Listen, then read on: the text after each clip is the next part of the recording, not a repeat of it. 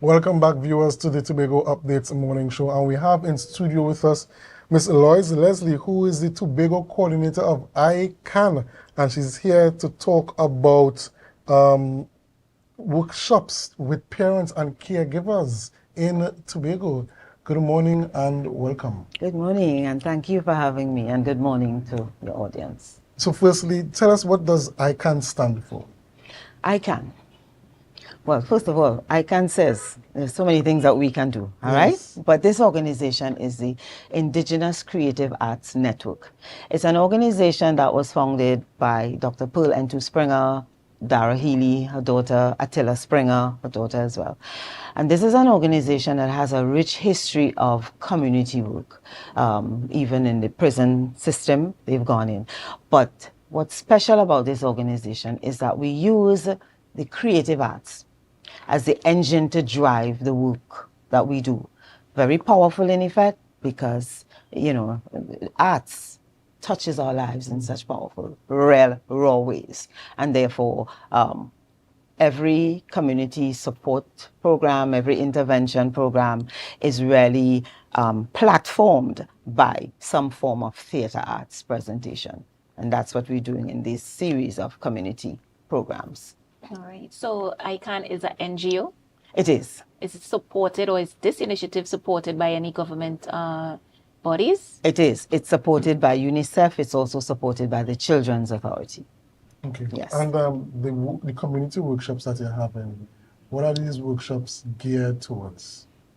In two simple words: positive parenting. And parents are not just the biological persons from whom children are born. Anyone who touches children, parents, teachers, caregivers, community groups, leaders, you know, positive parenting. How do we mitigate challenges of life in 2025 and beyond? And how do we protect our children as we nurture them? Because it's about minimizing those instances where children are neglected or children are abused in any way. And children are abusing in different ways. Yeah. All right. So we kick-starting from when? Today. From today. Today. All right. But I know you would have mentioned previously that you have some mechanisms in place to support parents, to support individuals getting to and fro.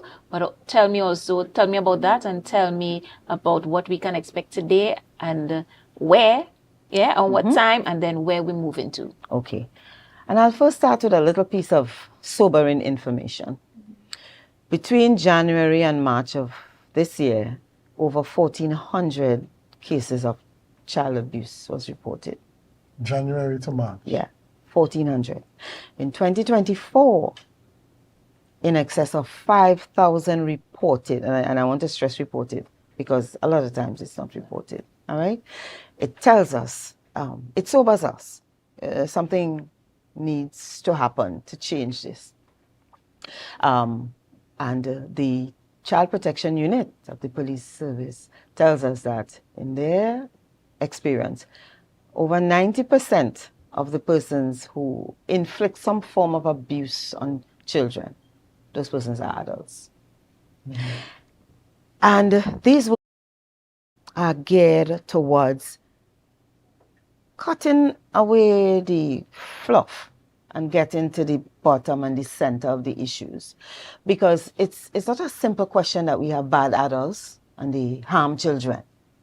But we live in a world where the challenges are many, the pressures are many, the parenting skills sometimes are not as we would like them to be. And therefore, in that myriad of circumstances, how can we bring this situation to the table honestly, openly, no judgment, safe environment to share both issues as well as success, because we also do meet with plenty success where raising our children are concerned, all right? And so these workshops will all begin, first of all, with a dramatic theater arts presentation that really brings to life some of those issues that some of our children face. Some of those issues that we as adults navigating the storms of life face. You know, a child is in the midst of a misbehaving moment. You are under your own stress to provide, or whatever. It might be work stress or otherwise, personal or otherwise. What's the best way to treat with this child? Because the challenge is controlling your personal anger at whatever is happening. This is another irritant here. And sobering up in a moment to be able to treat positively. Yes, it sounds like textbook, it sounds like fairy tale. But you know, what happens is that if we don't do these things and check ourselves and strengthen our skills to treat with our young people, a cycle continues. And it hurts them in many ways. And I did say neglect it has different faces. Mm. It's not just hitting, it's not just maybe sexual abuse. But abuse sometimes is neglect, is just sometimes not even listening to them. You're not hearing their pain. Yes. You're not hearing them saying, gosh, I need some kind of help here. That's neglect, unfortunately, but it's our reality. So our presentations are geared towards bringing to life situations that are real in a safe environment and allowing persons to feel free to share. And the sharing is all kinds of sharing. So you stated that, you know, you want persons to have a safe environment to talk. Mm-hmm. And very often when we're having these kinds of conversations, we tend to talk to the converted already. Mm-hmm. Is there any effort or any mechanism through which you are going to have these conversations with persons that you know have been in abusive situations with children? They tend to abuse children, then the radar of the Child Protection Unit or the Children's Authority? Okay, it's interesting that you said that. We don't always talk to the converted and the compliant. In these workshops, sometimes it's amazing what comes out. Again, because in a safe environment, people feel threatened is not the word, you know, less exposed then, right? Yeah. And so oftentimes coming out of the sessions, you may actually find persons sometimes in a difficult moment emotionally, and you move them out of the space. And sometimes there is where the conversation really begins. So you have support persons there who can assist. You also find that sometimes after the sessions, someone may come to you and may say, listen, there is a particular family with a particular issue. Maybe this is something that the Children's Authority or the Child Protection Unit. So people do open up, they do respond. And I mean, that is why ICANN, Children's Authority and the other agencies, UNICEF, they continue to do the work because it doesn't stop. And it's every little, you know, one drip, but we will get somewhere eventually. Right. And as you say, continue. So how does the conversation continue there? So there is an individual there at the town hall meeting and they indicate that they need this assistance. But today you are in Buku. Mm-hmm. Tomorrow you move to Roxborough. How does the conversation continue with that person? Okay. So the support services will be on hand to bridge that gap now and to take it from there. Sometimes we go, let's say, you're passing through a community and people recognize who you are, what you've been doing, and they come to you. The information flow between ICANN and the other agency, that is uninterrupted. So that information again is passed on so that the qualified expertise can intervene and help to provide some kind of support. Right. But were you able, or was the group able to go into communities beforehand, prior to even launching, to be able to get a feel of the persons within the communities that's going to need these sessions more than others? And were you able to liaise with any community leaders, pastors, anybody within the community that would have been able to direct you?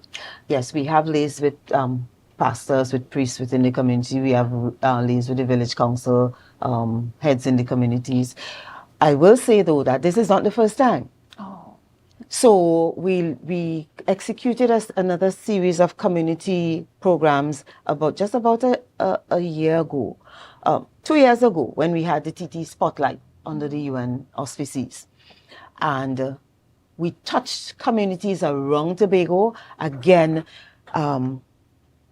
allowing them to allow us to provide that bridge between themselves and where support can be had. So it's a continuous thing. Last year, we had a really fabulous program at the library where we brought secondary school students from all the secondary schools around the island. And we had a really powerful session at the library, again, allowing young people to speak their truth, speak what's happening with them, and again, being able to touch and hopefully coming out of these sessions, because they are interactive.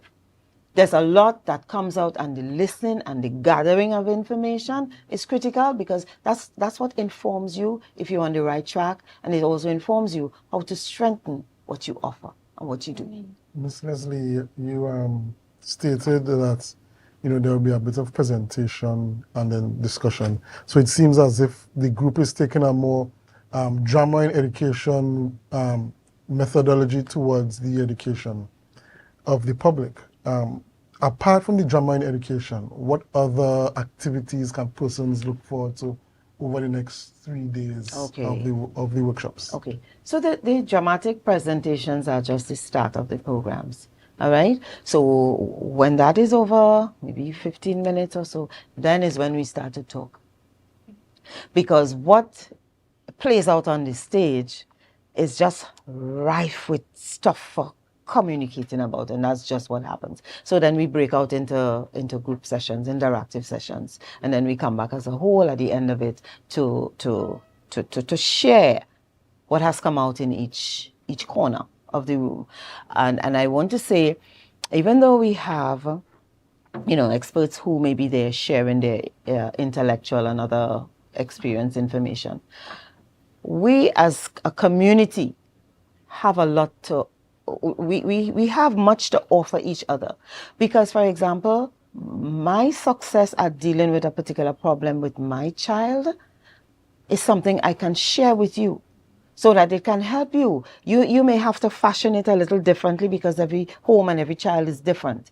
Yes. But it allows for us as a village, as a community, to bring our strengths and bring our challenges to see if we, with collaborative effort, can help to shed some light that will guide into a stronger community. So you stated that there will be shuttles available for persons. Yes. Today's session is at the Mariah Community Center. Today's session is at the Mariah Community Center. Where can persons get this shuttle to get up to Mariah? Okay. So the one bus starts at the Mason Hall at the Easterfield Junction, what they call Alma Road Junction. Right? And then they move up. They stop at Highlands Road and they move into Mariah. Then there's another bus that comes out from Lecato and touches those neighboring outlying communities. All right? We will have some distinguishing feature on the buses so that they will, most likely the icon insignia and stuff. So So even if you're on the road and you haven't got to the central point for pickup, we'll stop. Because again, in encouraging the community to provide better support for our young people, we want to also provide them with support to make it easy to get to the place where we can talk. Because it's when we talk, we share knowledge and information and access help, and we know who may need some assistance or who can offer some assistance. And just before we wrap, so after Mariah, where do you head to? Tomorrow we head to Buku Multipurpose. And again, a shuttle service will operate from Adventure, Plymouth into Buku, and then from the Mount Pleasant, Bethel area. Yes. On Thursday, we're going to be at Bell Garden. And the one bus starts from Delaford into Roxborough, down to Bell Garden, and one bus starts from John Dial all the way up into Bell Garden. I want to just leave a contact number. Yes. So if organizations, little groups, little pockets of persons want to access the facility, just call me, please, and we'll coordinate that. All and right. at least tell you where. That number is 497-7649. Right. Say that again one more time for them. 497-7649. Hope I remember the number. Yes. All right, viewers, we want to thank Mr. Loise Leslie, who is the Tobago coordinator for the Indigenous Creative Arts Network, for coming on and speaking about the community workshops and community workshops for parents and caregivers in Tobago, teaching persons how to deal with stress and to improve their parenting skills so as to reduce the amounts of child abuse that is taking place in the Trinidad and Tobago space. And we wish ICANN all the successes, and we hope that their work is truly transformative in the Tobago space. We have to take a short break, but when we come back, we will be speaking with Pastor Terence Baines. He would be in studio to speak with us about his charity concert for Jamaica. So do us a favor. Share the live, share the live, share the live. We'll be right back after these messages.